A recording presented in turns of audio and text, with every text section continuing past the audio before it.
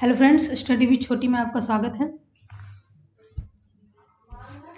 पिछले बार हमने पढ़ा था कि डिमांड क्या है, लॉ ऑफ डिमांड क्या है। डिमांड को हमने कर्व के थ्रू समझने की कोशिश की थी। फिर हमने पढ़ा था कि कौन कौन से फैक्टर है जो डिमांड को प्रभावित करते हैं। आज हम डिमांड के ही नेक्स्ट टॉपिक पे बात करेंगे, जो है हमारा चेंज इन डिमांड, मांग में बदलाव। और ये डिमांड का इम्पॉर्टेंट टॉपिक है, तो इसे ध्यान से अच्छे से समझने की कोशिश कीजिएगा। चलिए हम शुरू करते हैं। मांग में परिवर्तन से तात्पर्य है एक वस्तु की मांगी गई मात्रा में वृद्धि या कमी से है। अर्थात कहने का मतलब यह है कि वस्तु किसी भी कारण से उपभोक्ता के द्वारा वस्तु की मांगी गई मात्रा में उतार चढ़ाव को ही मांग में परिवर्तन कहा जाता है। चलिए अब देखेंगे कि यहाँ चेंज इन डिमांड के दो टाइप्स हैं। First, change in quantity demand, जिसे हिंदी में कहेंगे मांग की मात्रा में परिवर्तन, और दूसरा है चेंज इन डिमांड, मतलब मांग में परिवर्तन। अब हम ये दोनों टाइप्स को आगे डिटेल में जानेंगे।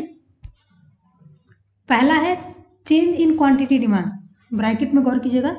Due to price change means जो वस्तु की कीमत में उतार चढ़ाव के कारण जो परिवर्तन होता है उसे चेंज इन क्वांटिटी डिमांड कहते हैं। और दूसरा है हमारा change in demand due to change in income and fashion ETC except price, means वैसा डिमांड जो जिसमें प्राइस कंस्टेंट हो और उसके अलावा जो अदर फैक्टर हैं जैसे कि फैशन, व्यक्ति का इनकम, फ्यूचर में वस्तु की कीमत बढ़ने की संभावना या युद्ध वगैरह, तो उससे जो चेंज जाती है मांग में उसे बोलते हैं चेंज इन डिमांड। अब चलिए इसे डिफिनेशन के थ्रू समझते हैं। जब वस्तु की कीमत में परिवर्तन होता है तब उपभोक्ता के द्वारा जो मांग की जाती है वो मांग की मात्रा में परिवर्तन कहलाता है। मतलब यहाँ बोलेंगे कि अन्य बातें समान रहने पे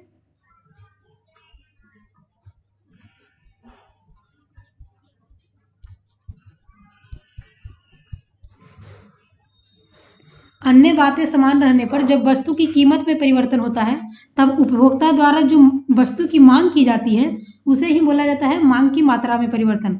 चलिए इसे ग्राफ से समझते हैं। मान लीजिए किसी वस्तु की कीमत पहले 25 रुपये है। मान लीजिए वस्तु की कीमत 25 रुपये है, तो यहाँ वस्तु की मांगी गई मात्रा मान लीजिए ये 10 होगी।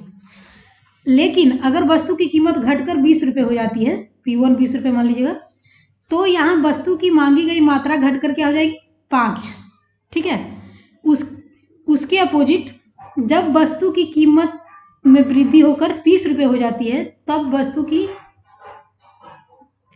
एक और समझने की कोशिश कीजिएगा दोस्त। यहाँ थोड़ा, पहले वस्तु की कीमत 25 रुपये थी, तो वस्तु की मांगी गई मात्रा 10 थी। लेकिन अगर वस्तु की कीमत घटकर 20 रुपये हो जाती है तो यहाँ देखेंगे कि वस्तु की मांगी गई मात्रा में वृद्धि होगी और यहाँ वस्तु की मांग कितनी बढ़कर हो गई, 10 से 15 हो गई। इसके अपोजिट जब वस्तु की कीमत में वृद्धि होकर 30 रुपये हो जाती है तब देखेंगे कि जो वस्तु की मांगी गई मात्रा है वो घट जाती है और घट कर क्या हो जाती है 5। तो यहाँ हम क्या देखेंगे कि जैसे वस्तु की कीमत में वृद्धि हो रही है तो मांगी गई मात्रा में क्या हो गई, कमी हो गई। ठीक है। और जब वस्तु की कीमत में कमी हुई तो मांगी गई मात्रा में क्या हो गई, वृद्धि हो गई।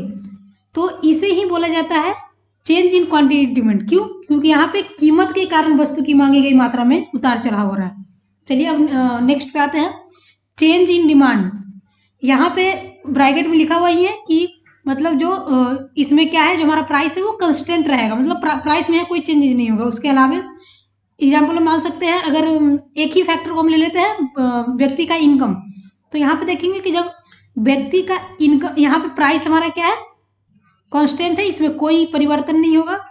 यहाँ पर जब वस्तु की इनकम में वृद्धि होगी तब वस्तु की मांगी गई मात्रा में भी क्या हो जाएगी, वृद्धि हो जाएगी। ठीक है। दूसरा देखेंगे जस्ट अपोजिट, जब व्यक्ति की इनकम में कमी होगी, जब व्यक्ति की इनकम में कमी हो गई तो यहाँ वस्तु की मांगी गई मात्रा में भी क्या हो जाएगी, कमी होगी। मीन्स पहले प्राइस कांस्टेंट, तो जो हमारा वस्तु की मांगी गई मात्रा वो क्यू थी, मतलब मान सकते हैं 10 थी। इनकम बढ़ गई तो वस्तु की मांगी गई मात्रा 10 से बढ़कर क्या हो गई, 15 हो गई। जब इनकम घट गई तब वस्तु की मांगी गई मात्रा घटकर 10 से क्या हो गई, 5 हो गई। तो इसे ही हम लोग बोलेंगे चेंज इन डिमांड। चलिए अब हम अपने नेक्स्ट स्लाइड पे आते हैं। यहाँ पे अब हम यहाँ पे जो चेंज इन क्वांटिटी डिमांड और चेंज इन डिमांड है, उसके भी दो टाइप्स हैं, तो उसे समझने की कोशिश करेंगे। पहले यहाँ पे देखेंगे चेंज इन डिमांड को हम लोग, एक तो हम लोग ने देखा कि चेंज इन क्वांटिटी डिमांड इसे बोलते हैं, इसका दूसरा नाम होगा movement along demand curve. Means जब हम चेंज इन क्वांटिटी डिमांड को डिमांड कर्व के थ्रू बताते हैं या दर्शाते हैं, तब उसे हम बोलते हैं movement along demand curve. Means मांग वक्र के अनुरूप गति। मीन्स मांग वक्र पे ही जो हमारे मांग है वो क्या है, ऊपर नीचे होगा, ठीक है। और दूसरा है चेंज इन डिमांड, जिसको दूसरा नाम से बोलेंगे shift of demand curve. Means मांग वक्र के आकाशांतरण। मीन्स यहाँ पे मांग वक्र ही आगे पीछे, मतलब मांग वक्र में ही खिसकाव होगा। चलिए अब देखेंगे यहाँ पे चेंज इन क्वांटिटी डिमांड को उसके मांग में वृद्धि और मांग में कमी के अनुसार दो भागों में बांटेंगे। मतलब एक्सटेंशन ऑफ डिमांड, मतलब मांग में विस्तार। तो आप ये विस्तार से समझ ही गए होंगे कि विस्तार मीन्स जब वस्तु की मांगी गई मात्रा में वृद्धि होगी तो यहाँ विस्तार, और जब वस्तु की मांगी गई मात्रा में कमी होगा तो यहाँ कॉन्स्ट्रक्शन। मीन्स हिंदी में इसको बोलेंगे संकुचन या कमी भी बोल सकते हैं, ठीक है। और दूसरा है हमारा चेंज इन डिमांड या शिफ्ट ऑफ डिमांड कर्व। इसे भी दो भाग में बांटेंगे, इंक्रीज इन डिमांड और डिक्रीज इन डिमांड। इंक्रीज से आपको पता चल रहा होगा कि मात्रा में वृद्धि, वस्तु की मांगी गई मात्रा में वृद्धि, और डिक्रीज मीन्स वस्तु की मांगी गई मात्रा में कमी। चलिए अब इसे डिटेल से जानते हैं। नेक्स्ट, पीछे हमने चेंज इन डिमांड के डिफरेंट टाइप्स को पढ़ा था, अब यहाँ इसे डिफिनेशन के थ्रू समझने की कोशिश करेंगे। पहला है एक्सटेंशन ऑफ डिमांड, मांग में विस्तार। अन्य बातें समान रहने पर जब केवल कीमत में कमी के कारण वस्तु की मांगी गई मात्रा में वृद्धि होती है तब उसे एक्सटेंशन इन डिमांड कहते हैं। यहाँ दो शब्द पे गौर कीजिएगा, अन्य बातें समान रहने पर पहला, दूसरा केवल कीमत में कमी के कारण, ये दो, और जो तीसरा है अधिक मात्रा, वस्तु की अधिक मात्रा। यहाँ तीन, एक मिनट फ्रेंड्स,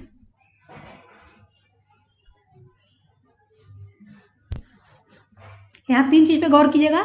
अन्य बातें समान रहने, पहला अन्य बातें समान रहने पे, दूसरा केवल कीमत में कमी के कारण, और तीसरा वस्तु की अधिक मात्रा। ये तीन बात एक दूसरे से कोरिलेट करती है। यहाँ पे हम देखेंगे जब वस्तु की कीमत मान लीजिए पहले 10 थी,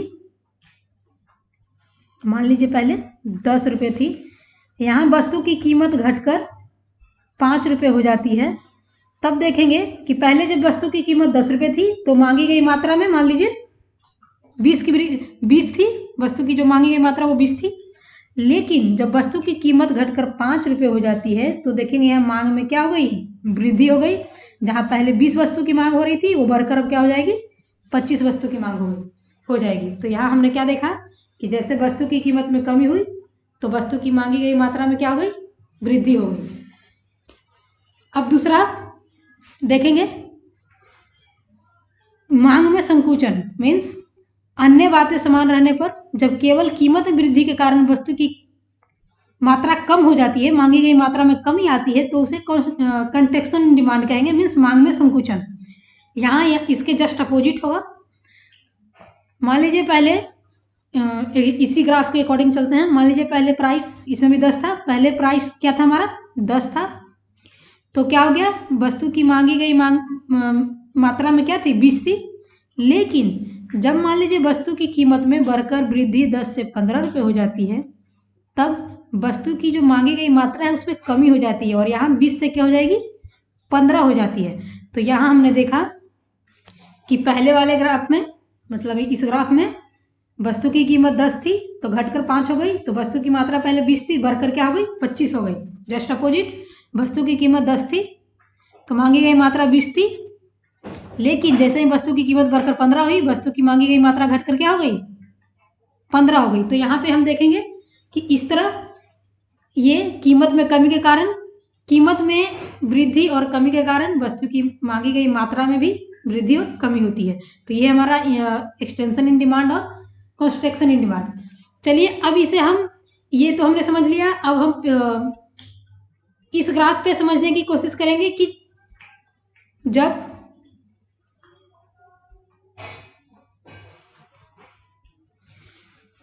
इस ग्राफ से समझने की हम कोशिश करेंगे। पीछे हमने पढ़ा था चेंज इन क्वांटिटी डिमांड में एक्सटेंशन इन डिमांड, और दूसरा हमने पढ़ा था कंट्रैक्शन इन डिमांड। अब हम इसे इस ग्राफ के थ्रू समझने की कोशिश करेंगे कि कैसे जब एक्सटेंशन इन, कैसे यहाँ पे सेम ही मांग वक्र पर जो हमारा वस्तु की मांगी गई मात्रा है वो बाएं से दाएं कैसे हो रही है, मतलब क्यों हो रही है, तो समझने की कोशिश करेंगे। यहाँ देखेंगे कि जब बस पहले मान लीजिए वस्तु की कीमत 10 थी, घटकर 15 हुई, घटकर 5 हो गई, तो क्या हो गई, जो वस्तु की कीमत 20 थी वो बढ़कर क्या हो गई, 25 हो गई। तो यहाँ क्या देखेंगे कि यहाँ पे हमारा देखेंगे कि जब डिमांड हमारा ए पॉइंट पे था, ठीक है, जब हमारा डिमांड ए पॉइंट पर था, तो ये क्या हो गई, नीचे दाएं की ओर, अच्छे से समझिएगा दोस्त, जब नीचे, तब ये क्या होती है, जब वस्तु की कीमत घटती है और वस्तु की मांगी गई मात्रा में वृद्धि होती है, तो हमारा मांग वक्र का जो ढलान है वो ए से बी पॉइंट पर आ जाती है। मीन्स ये जो हमारा मांग वक्र है वो क्या हो रहा है, नीचे दाई नीचे की ओर इसका ढलान हो रहा है, ठीक है। मीन्स ये क्या हो गया, ए से क्या हो गया, बी की तरफ आ गया। मीन्स जो हमारा मांग था उसका जो ढलान है वो बाईं से दाईं ओर नीचे की ओर हो गया। इसके जस्ट अपोजिट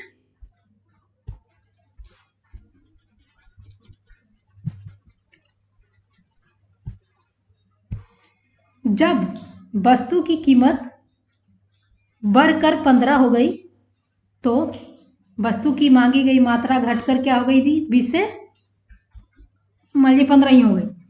तब पहले हमने क्या देखा था कि जो हमारा डिमांड था वो ए से चला गया था बी पर, इसमें जस्ट अपोजिट होगा, हमारा जो डिमांड है वो ए से चला जाएगा सी पर। मीन्स यहाँ पे देखेंगे जो हमारा मांग है वो बाएं से दाएं की ओर इसका खिसकाव हो रहा है। क्या हो रहा है, यहाँ जो हमारा मांग है वो बाएं से दाएं की ओर इसका संचलन हो रहा है। तो इस तरह हम एक बात समझेंगे, जब अच्छे से समझिएगा दोस्त, जब वस्तु की कीमत में कमी होती है और वस्तु की मांगी गई मात्रा में वृद्धि होती है, तो जो हमारा मांग वक्र है वो बाएं से दाएं की ओर नीचे की ओर मूव करती है। लेकिन जब वस्तु की कीमत में वृद्धि होती है और वस्तु की मांगी गई मात्रा में कमी होती है, तो हमारा मांग वक्र दाएं से बाएं की ओर उसका संचलन होता है, ठीक है। तो इस तरह हम देखेंगे क्या कि यहाँ पे जो हमारा अकॉर्डिंग टू मांग, इसमें जो मांग वक्र है वो बाएं से दाएं की ओर और दाएं से बाएं की ओर इसका मूवमेंट होता है। अब हम नेक्स्ट स्लाइड पे आएंगे और नेक्स्ट हम समझने की कोशिश करेंगे, इसी का दूसरा पार्ट है कॉन्ट्रैक्शन इन डिमांड। इसका मैंने अब हम जो दूसरा आएंगे, पहले हमने पढ़ा था चेंज इन क्वांटिटी डिमांड, और अब हम उसके दूसरे पार्ट जो हमारा चेंज इन डिमांड है उसके दो टाइप्स के बारे में पढ़ेंगे, इंक्रीज इन डिमांड और decrease in demand. Decrease in demand, तो अब चलिए अकॉर्डिंग टू डिफिनेशन समझने की कोशिश करते हैं। जब कीमत के अतिरिक्त किन्हीं अन्य कारण से वस्तु की मांग में वृद्धि होती है तो उसे मांग में वृद्धि कहते हैं। मीन्स यहाँ पे जो हमारा प्राइस है वो क्या है, स्थिर है, प्राइस में कोई चेंज नहीं है। उसके अलावे अगर किसी अदर फैक्टर में इंक्रीजमेंट और डिक्रीजमेंट के कारण वस्तु की मांगी गई मात्रा में चेंज होती है तो उसी को चेंज इन डिमांड कहते हैं। यहाँ देखेंगे एक फैक्टर हम उठाएंगे, मान लीजिए किसी व्यक्ति के इनकम में जब वृद्धि होती है तो यहाँ वस्तु की मांगी गई मात्रा में भी क्या हो जाती है, वृद्धि हो जाती है। मीन्स पहले जब हमारा वस्तु की मांगी गई मात्रा 10 थी तो ये बढ़कर क्या हो गई 15 हो गई। तो यहाँ पे प्राइस कांस्टेंट, इनकम बढ़ने से वस्तु की मांगी गई मात्रा में भी क्या हो गई वृद्धि हो गई। तो इसे बोलेंगे इंक्रीज इन डिमांड। दूसरे में डिक्रीज इन डिमांड मीन्स जब कीमत के अतिरिक्त किन्हीं अन्य कारण से वस्तु की मांग में कमी होती है तो उसे मांग में कमी कहते हैं। मीन्स जब इनकम में कमी होगी तो ऑब्वियसली बस ये बात है कि वस्तु की मांगी गई मात्रा में भी क्या हो जाएगी कमी हो जाएगी। पहले अगर वस्तु की मांगी गई मात्रा 10 थी वो घटकर क्या हो जाएगी 5 हो जाएगी। जबकि दोस्त प्राइस क्या है यहाँ पे हमारा कंस्टेंट है, प्राइस में कोई चेंज नहीं है। चलिए इसे अब अकॉर्डिंग टू ग्राफ समझने की कोशिश करेंगे। देखिए जो हमने डिफिनीशन पढ़ा था अब यहाँ पे हम समझेंगे कि जब यहाँ पे वस्तु हमारा का कीमत कांस्टेंट है, जब व्यक्ति की इनकम बढ़ती है वस्तु की मांगी गई मात्रा में भी वृद्धि होती है। तो यहाँ देखेंगे कि जब हमारा डिमांड कब पहले क्या था क्यू पे था, लेकिन अब ये डिमांड कब क्या हो गया खिसक कर दाई मतलब आगे की ओर हो गई, दाई आगे की ओर हो गई। मतलब पहले डी था अब खिसक कर क्या हो गई D1 हो गई, मतलब आगे की ओर इसका संचलन हुआ है। इसके अपोजिट जब इनकम में कमी हुई तो हमारा डिमांड कब क्या हो गया पीछे की ओर इसका संचलन हो गया, मतलब पीछे की ओर इसकी गति हो गई। क्यों यहाँ पे इनकम घटा तो वस्तु की मांगी गई मात्रा भी क्या हो गई Q से Q2 हो गई। ठीक है, तो इस तरह पहले वस्तु की मांगी गई मात्रा में वृद्धि से डिमांड कब आगे की ओर संचलन हुआ, वस्तु की मांगी गई मात्रा में कमी के कारण हम डिमांड कब का पीछे की ओर संचलन हुआ। तो ये है हमारा मांग में परिवर्तन। अब आते हैं नेक्स्ट स्लाइड पे। चलिए अब दोनों में कंपैरिजन करते हैं। तो अगर आपने वहाँ अच्छे से नहीं समझा हो तो यहाँ पे हम कंपैरिजन करेंगे पॉइंट वाइज पॉइंट, तो आप इसे और विस्तार से और अच्छे से समझेंगे। चलिए पहला पॉइंट हमारा, यह केवल कीमत में परिवर्तन के कारण होता है। पहले ही हमने बोला था कि ये जो मांग में विस्तार है वो चेंज इन क्वांटिटी डिमांड का टाइप्स है। तो इसमें क्या है केवल कीमत में, मतलब अन्य बातें समान रहेगी सिर्फ कीमत में परिवर्तन होगी। दूसरा देखेंगे मांग में वृद्धि, तो यहाँ पे हम देखेंगे कि जो हमारा कीमत है वो कांस्टेंट है और सिर्फ अदर फैक्टर में चेंज हो रहा है। तो कीमत के अतिरिक्त अन्य तत्वों में या अन्य कारक में परिवर्तन के कारण होता है ये। ठीक है, पहला पॉइंट हमारा ये हो गया केवल कीमत, और यहाँ कीमत हमारा कांस्टेंट है और अन्य तत्वों में परिवर्तन हो रहा है। दूसरा पॉइंट कीमत में वृद्धि के कारण होता है, मतलब कीमत में जब वृद्धि होती है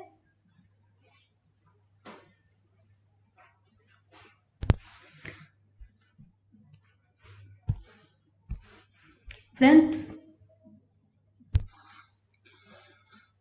देखेंगे दूसरा पॉइंट कि यह कीमत में कमी के कारण होता है। मतलब यहाँ कीमत कम होगा तब यहाँ वस्तु की मांगी गई मात्रा में क्या होगी वृद्धि होगी। जस्ट सामने आएंगे, यह उपभोक्ता की आय रुचि एवं प्राथमिकताएं आदि में वृद्धि के कारण होता है। मतलब यहाँ अगर इनकम में वृद्धि हो रही है तो वस्तु की मांगी गई मात्रा में भी क्या हो जाएगी वृद्धि हो जाएगी। तीसरे पॉइंट पे आएंगे, यह इस मांग वक्र पर, मतलब वो सेम मांग वक्र पे बाएं से दाएं की ओर संचलन होता है। मतलब हमने देखेंगे, हमने बोला था कि बाएं से दाएं की ओर एक्सटेंशन ऑफ डिमांड में ये हमारा ए पॉइंट से बी पॉइंट पे आ गया। मीन्स बाएं से क्या हुआ नीचे की सेम मांग वक्र पे ही बाएं से दाएं की ओर नीचे ढलान हुआ है इसका। ठीक है फ्रेंड्स,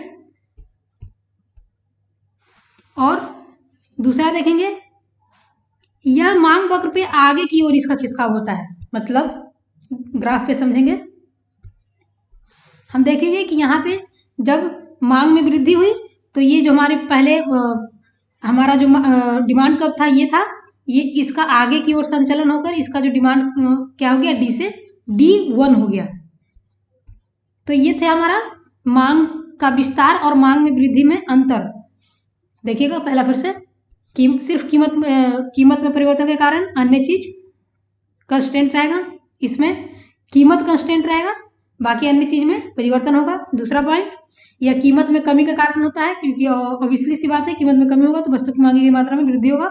इसमें इनकम में वृद्धि के कारण वस्तु की मांगी गई मात्रा में वृद्धि होगा। तीसरा पॉइंट, यह मांग वक्र पे सेम मांग वक्र पे बाएं से दाएं की ओर नीचे की ओर संचलन होगा, बाएं से दाएं नीचे की ओर इसका संचलन होगा। और इसमें मांग वक्र पे आगे की ओर इसका खिसकाव होगा। पहले अगर मांग वक्र यहाँ है तो इसका खिसकाव होकर इसका आगे की ओर खिसकाव होगा। तो ये था हमारा डिफरेंस। अब आइए सेकेंड पार्ट पे डिफरेंस करते हैं। अब दूसरा है हमारा मांग में संकुचन और मांग के कमी में अंतर। पहला पॉइंट है, यह केवल कीमत में परिवर्तन के कारण होता है। दूसरा, कीमत के अतिरिक्त अन्य तत्वों में परिवर्तन के कारण होता है। दूसरा पॉइंट, यह कीमत में वृद्धि के कारण होता है। कीमत वृद्धि के कारण वस्तु की मांगी गई मात्रा में कमी। यह उपभोक्ता की आय, रुचि, प्राथमिकता आदि में कमी के कारण होता है। तीसरा, यह इस मांग वक्र पर दाएं से बाएं ऊपर की ओर संचलन करता है। मीन्स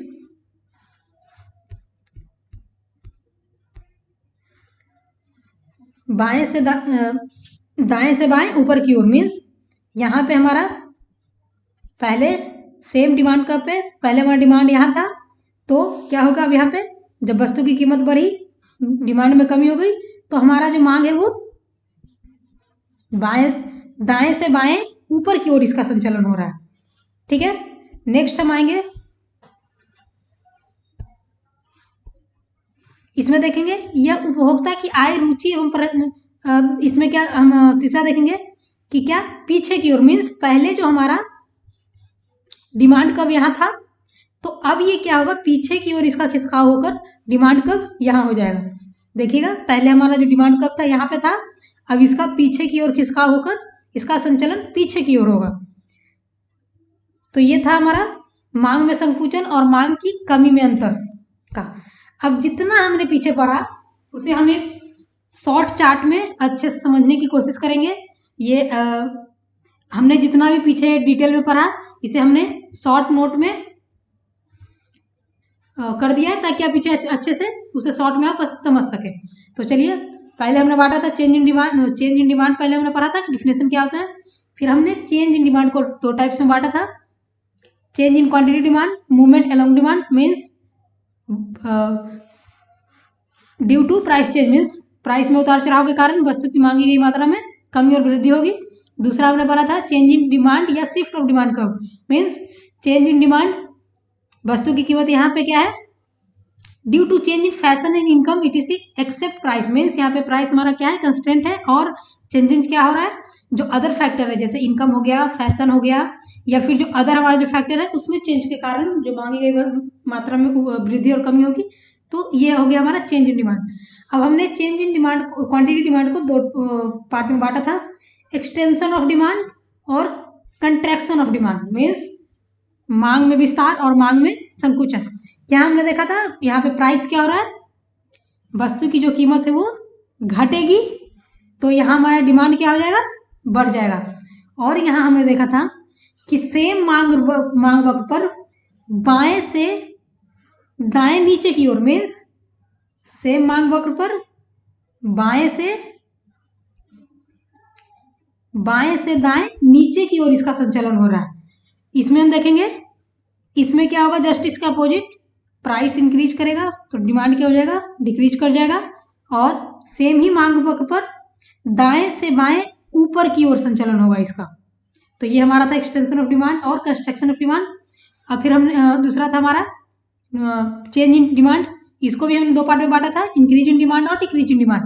यहाँ पे मैंने पहले बताया था हमारा जो प्राइस है वो कांस्टेंट रहेगा, और यहाँ क्या हो जाएगा, डिमांड इंक्रीज होगा। तो क्यों होगा इंक्रीज, तो मैंने बोला था कि अदर फैक्टर यहाँ पे इंक्रीज हो सकता है, तो मैंने यहाँ सिर्फ एक फैक्टर को लिया है, इनकम।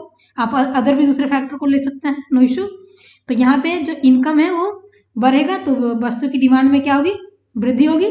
और यहाँ पे हम देखेंगे कि यहाँ मांग वक्र में आगे की ओर खिसका होगा। मीन्स अगर हमारा मांग वक्र पहले यहाँ पे है तो ये आगे की ओर खिसक कर बी पे आ जाएगा। अब दूसरा हमने देखा, हम आएंगे डिक्रीज इन डिमांड। यहाँ पे भी हमारा प्राइस कंस्टेंट है, यहाँ डिमांड डिक्रीज करेगा। क्यों, तो इनकम भी यहाँ क्या हो गया, डिक्रीज हो गया है, यहाँ पे जो हमारा मांग वक्र है वो इसका खिसकाव पीछे की ओर हो जाएगा। पहले हमारा यहाँ था तो ये खिसक कर क्या हो जाएगा, पीछे की ओर हो जाएगा। तो ये हमारा डिक्रीज इन डिमांड है। यहाँ हमने शॉर्ट नोट में अच्छे से समझने की कोशिश की कि कैसे हमारा मांग वक्र है वो ऐसे ही मांग वक्र पे ऊपर और नीचे की ओर ढलान होता है, और कैसे हमारा मांग वक्र ही पीछे और आगे की ओर खिसकाव होता है। तो ये था हमारा आज का टॉपिक। अगर आपको वीडियो अच्छा लगा हो तो इसे लाइक करें और कमेंट सेक्शन में जरूर बताएं कि आपको ये वीडियो कैसा लगा। ज़्यादा से ज़्यादा शेयर करें और चैनल अगर आपको अच्छा लगा हो तो सब्सक्राइब करें। Thank for watching friends.